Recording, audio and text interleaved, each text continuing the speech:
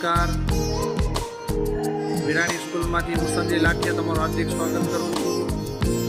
અત્યારે ધોરણ 11 કોમર્સના વિદ્યાર્થી મિત્રો કમ્પ્યુટર પર પોતાનું એક્સેલ પ્રોગ્રામની અંદર કાર્ય કરી રહ્યા છે. વિરાણી સ્કૂલની પરંપરા મુજબ કમ્પ્યુટરની સ્કિલ અંતર્ગત તે લોકો પોતાનું વર્ક કરે છે. આપ જોઈ શકો છો વિદ્યાર્થી મિત્રો પોતપોતાના કાર્યમાં વ્યસ્ત છે.